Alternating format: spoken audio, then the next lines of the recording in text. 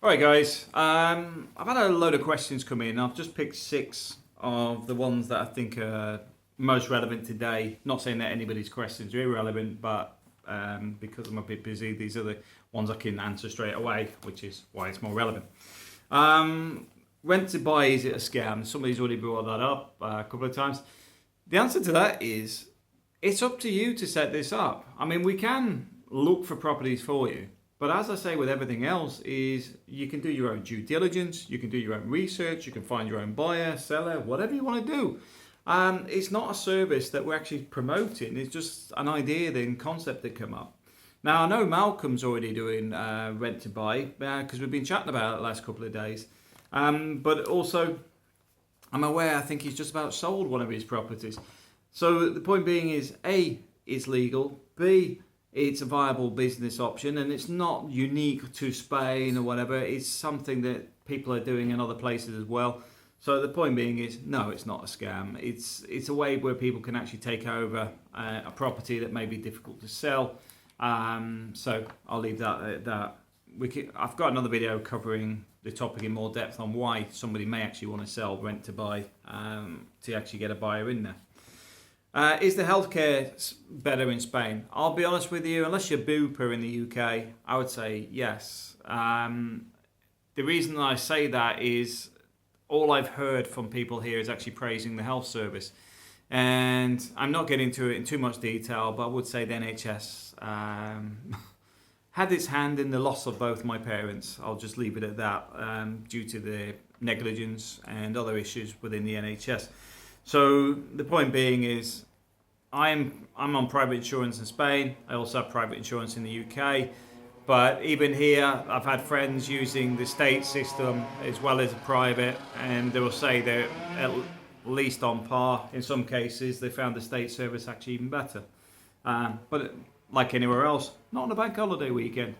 Next question, can I do live videos? Do you know what? This is actually something that we're going to look at doing in the very, very near future. I was talking to Carlos about this today around something else, because we actually do other stuff on remote working and things. And we think it's good for that. But also, we're going to actually be putting the fibre optic in here. He's already got 300 meg fibre optic. And there's a few other people I know that remote work all on fibre optic. I'm the last one joining the party in that sense.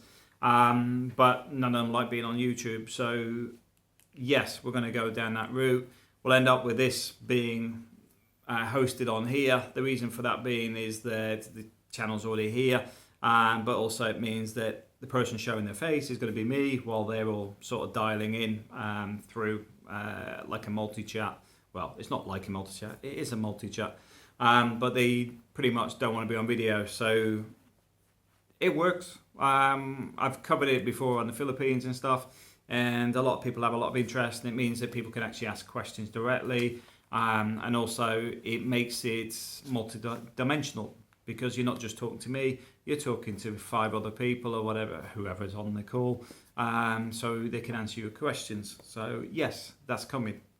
What do I do for recommended for shopping? It's an odd question, but I'll expand it out a bit. I recommend the Amazon Prime. I think it's, what's that, about 38 euros a year? Yeah, it's about 36 euros a year, my wife said. But we've actually started using it more often because there's many things that we actually want that you can't buy in the area. But we're finding it only takes a couple of days now to get stuff. I mean, I've had stuff that's taken 2 weeks or longer sometimes. But with the Amazon Prime, they're pretty efficient, and I can't knock it. I mean, I've got a new headset. This is for obviously doing calls. Well, it's a Bluetooth headset with microphone, which is more of a business setup for doing calls that side. But I may actually end up using it if we have problems with audio outside. We'll see. It's something that's there. So I do recommend the Amazon Prime. I'll put a link below as well. They've also got Amazon Music at the moment, which has got a 3-month free trial or something on it, which may be something you're into or not. But I recommend the electronics from there. The reason I say that is because they're more efficient on their customer service. The stuff I've had from Carrefour, as you know, I've had problems with a few things. I've had to take pretty much everything back at least once. TV's gone back. What else have we took back? There's been loads of stuff, isn't there? An iron we took back. The tablet, which had somebody else's stuff on there. TV the first time. Yeah, the TV we took back. The first time. Yeah. So many electronic things, and I'm not even sure if a lot of that stuff's even new. It does make me wonder if it's grade B or whatever, and they're actually buying returns, refurbished returns or something. In my personal opinion, I stress personal opinions because I'm not making it as a fact, but there's problems I've had with it. It does make me question that. The other place to go is Media Market. Some people find it a bit expensive in there. I found it all right. I mean, we bought some stuff from there that's been fantastic. Had no issues with the guys in there. If you can get them to actually spend a bit of time with you, because they're often very busy, they can actually give you some good product knowledge as well. So Media Market's pretty good. Food shopping depends on your area. One of the things I will say is Carrefour deliver, Mercadona deliver. Does is it Alcampo? Campo. Yeah, they'll deliver as well. They're as big as Mercadona, aren't they? Well, they're bigger, but they're getting on Carrefour sort of size. So I assume they deliver. But they all deliver for probably about €6-7. So for a monthly shop, I recommend going that route unless you actually want to go and get the shopping yourself. So food shopping, I do recommend those. Aldi and Lidl we use now and again, normally because we go in there to see what, I can't say crap, can I? What junk they're selling. Crap. Just the little knick-knack stuff where you're just going in, you're not actually going in there for food, you're just going to see, oh, it's cycling stuff this week, or oh, it's motoring stuff, garden stuff. Yeah, you're just going in there out of interest, and you come out with stuff that you had no intention of going in there for, but you end up buying it. So that's what I do for that. eBay I've sort of moved away from, but electronic-wise, eBay and Amazon Germany are pretty good for electronics. When I say I'm on about eBay in Germany, I do find that the quality is quite good there. I think I've covered pretty much. Cars, I personally recommend buying new if you can, because a lot of the problems seem to occur on second-hand cars, and it's not just me. Everybody I've spoken to seem to have had some problems with cars that have been a major nightmare. So it's one of those things. There are some good mechanics around, but personally, I'm looking at getting a van at the moment. I'm sort of sitting there going, should I spend a couple of thousand on it just because it's not going to do many miles, or should I just spend a lot more money on it because quite simply I want something that isn't going to be a headache? So yeah, personally I'd recommend buying new if you can. So I hope that covers that sort of stuff. Clothing wise, if you want kids clothes, drive to Portugal. Shoes, drive up to Elche. Elche does a lot of shoes. A lot of suppliers and manufacturers are up that way, so you can get some fantastic Spanish shoes at the right price if you know it. Look, but yeah, fruit wise, markets, support local business, buy local bread, go from a local butcher, and you get fresh meat and stuff. I'm a big supporter of small businesses and buying locally if I can. Where do I recommend living in Spain?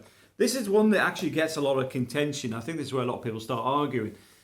The point is, it all depends on you.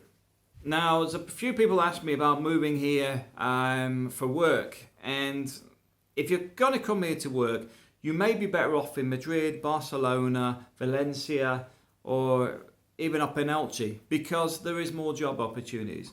But it's still going to be pretty restricted if you don't speak Spanish.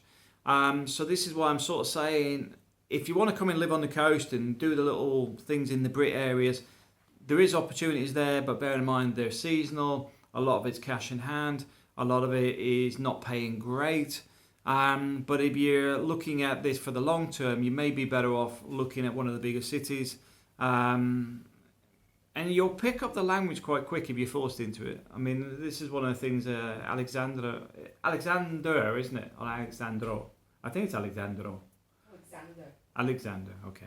One of the things he was saying is hardly anybody in Spain, in Madrid, seem to speak English. So it sort of pushes you in that direction because you've got no choice, which I like.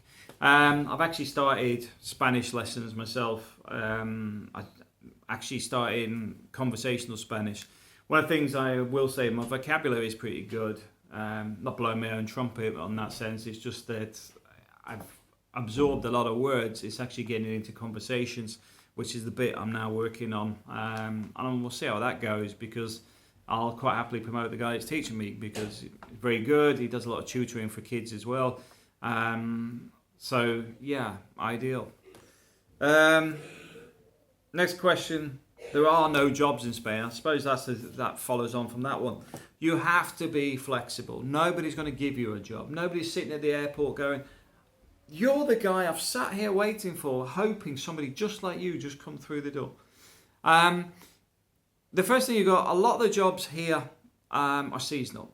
A lot of the jobs are going to be menial jobs, where people may not actually want to do that type of work. And like I said before, I have no issue with what anybody does. If anybody's paying their bills, happy in life or whatever, everybody's the same in my book. Because at the end of the day, they're getting off their backside and paying their way in life. So I've got no issue with it, but I know some people have a hang up of doing it, which is why I'm sort of bringing this up. If you speak Spanish, the door's open. And some people say, well, there ain't that many jobs on the coast. Well, it all depends. I was at physio yesterday. Now, the guy doing my back massage, he's from Barcelona, lives in Elche, because he's still studying at Elche, but is actually doing the massage at the hospital here in Torrevieja, because while he's still doing his training.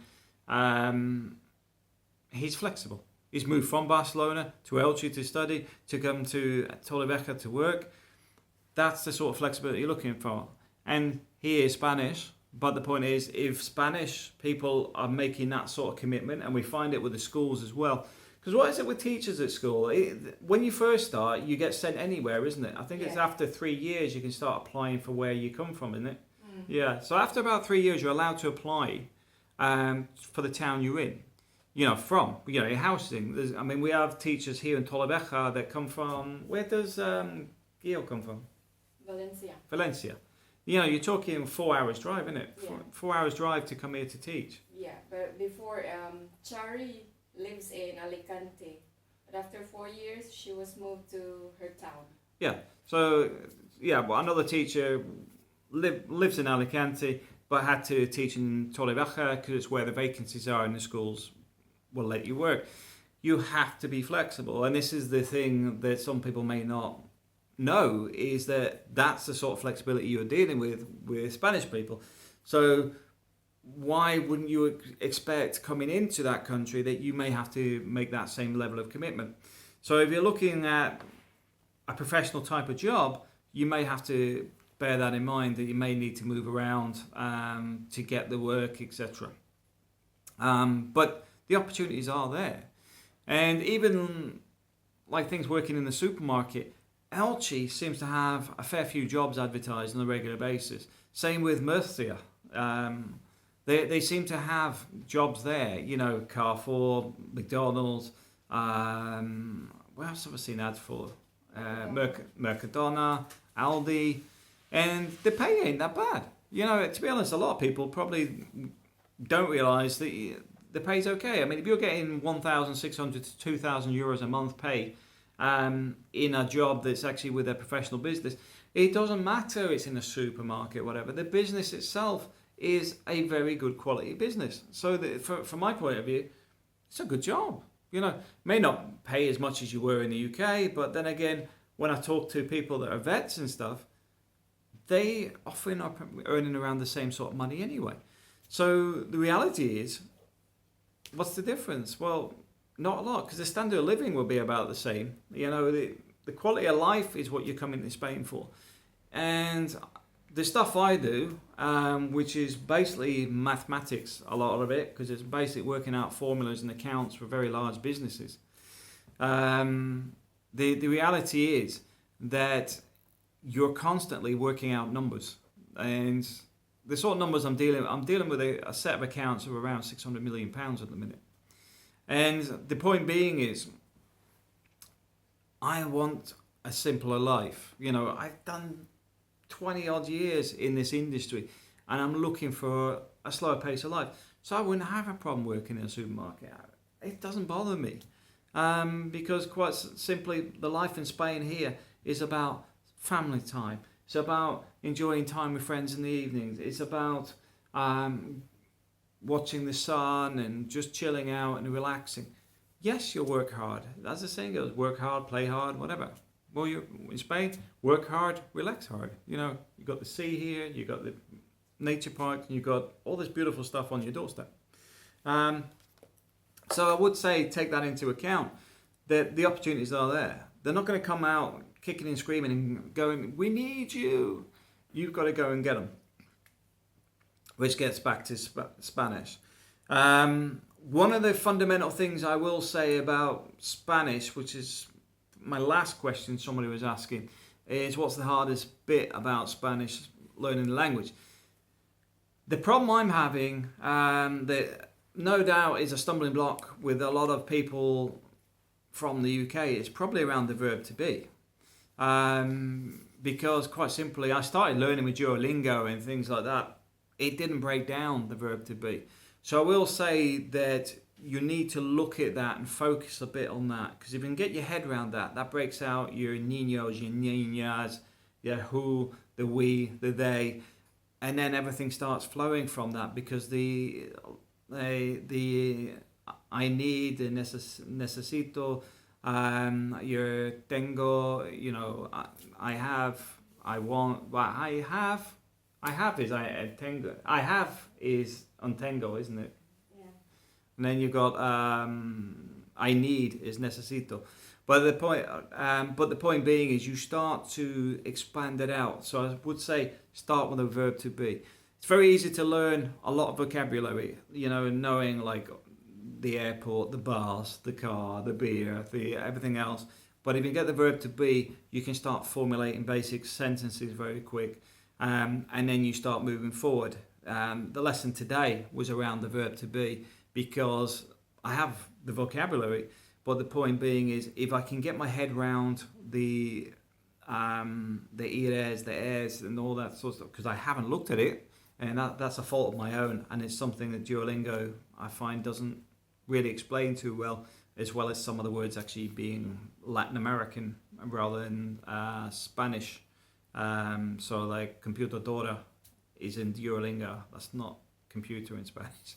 But the point being is you will have a bit of an uphill struggle. You will have to dedicate a bit of time to it. But once you get into the flow of it, it's a bit like something suddenly unlocks.